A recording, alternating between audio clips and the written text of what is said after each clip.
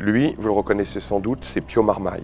Dans le film Enquête sur un scandale d'État, il interprète Stéphane Vilner, un journaliste qui sort une enquête sur un trafic de drogue organisé avec la complicité de la police française. C'est ça, on est au-delà du scandale, on est vraiment sur une affaire d'État. C'est en 2016 que Libération a révélé cette affaire. Je m'appelle Emmanuel Fansten et on va vous raconter comment s'est réellement passée notre enquête sur ce scandale d'État.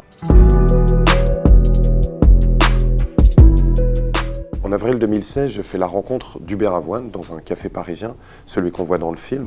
Donc, il a fait de l'office l'État français, le plus grand trafiquant du pays.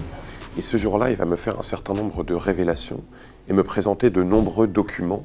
Et à travers ces documents, je découvre qu'il a participé à un certain nombre d'opérations illégales. Et notamment qu'il a été mandaté au printemps 2012 par la police française pour garder une villa dans laquelle se trouvaient 19 tonnes de cannabis. Au départ, j'ai commencé par me méfier, vu la gravité des éléments qui m'apportaient. Donc, il fallait évidemment essayer de les circonscrire, de les vérifier, de les regrouper en partie. Et notamment, de vérifier qu'il était bien inscrit comme informateur au bureau central des sources. J'ai eu mon contact au parquet qui me confirme qu'il y a bien une procédure qui a été ouverte au nom d'Hubert. Donc, je pense que son alerte, elle a été suffisamment prise au sérieux pour ça. Au fil de mon enquête, je vais découvrir que son témoignage s'inscrit dans un cadre beaucoup plus large, dans lequel les informateurs sont incités à jouer un rôle actif et que la police française va favoriser l'importation de quantités massives de drogue sur le territoire français. Je comprends qu'Hubert Avoine fait partie d'un système puisque l'opération qui me relate correspond de façon troublante à celle qui s'est déroulée 3 ans plus tard, en octobre 2015, avec la saisie de 7 tonnes en plein Paris, boulevard Aix-Mons. Et on va s'apercevoir que le propriétaire de la drogue, un certain Sofiane Ambly, est aussi le principal informateur de l'Office des stupes. Et le rôle actif que la police française a fait jouer à Sofiane Ambly résonne avec celui qu'a pu jouer de son côté Hubert Avoine dans le sud de l'Espagne. L'artisan de ce système, c'est un commissaire qui s'appelle François Thierry, qui est le grand patron de l'Office des stupes depuis 2010 et qui a mis en place un système présenté alors comme révolutionnaire qui va consister à laisser rentrer la drogue pour mieux démanteler les réseaux. Jacques Billard, patron des stupes. On laisse passer les trafiquants aux frontières et on suit la drogue. Alors sur le papier, on pourrait considérer que c'est un objectif relativement louable. Le problème, c'est que le système a été dévoyé dans la mesure où la majorité de la drogue qui rentrait sur le territoire n'était pas saisie.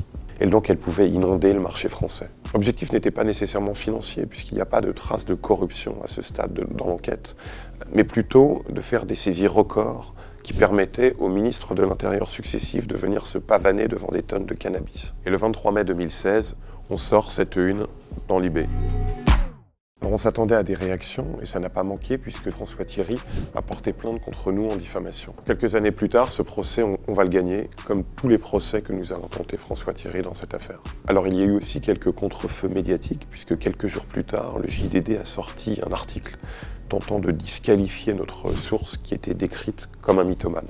Au cours des semaines, des mois, même des années qui ont suivi, on a continué à enquêter, à documenter cette affaire en publiant des dizaines d'articles dans Libé et en confirmant, pour la plupart, nos premières révélations. On a découvert notamment peu après que le trafiquant du boulevard Aix-Mons, Sofiane Ambly, avait lui-même confessé devant la police, au cours de son audition, qu'il avait été recruté et payé par l'Office des stupes pour faire ces opérations. Mais aussi que ces opérations d'importation massive de produits stupéfiants sur le territoire se seraient multipliées pendant des années, très souvent dans le dos des magistrats. Depuis, un certain nombre d'enquêtes judiciaires qui ont été ouvertes et qui ont confirmé en grande partie nos révélations sur le fait qu'un véritable système avait été mis en place par François Thierry. Alors François Thierry, dans cette affaire, a toujours été protégé par sa hiérarchie policière. Il a perdu son statut d'officier de police judiciaire, mais il est toujours en fonction au ministère de l'Intérieur et il n'a reçu qu'un simple blâme dans ce dossier. En revanche, sur le plan judiciaire, il est toujours mis en examen, notamment pour complicité de trafic international de stupéfiants, association de malfaiteurs et complicité de faux en écriture publique. Il risque 2 procès aux assises et il encourt 10 ans d'emprisonnement.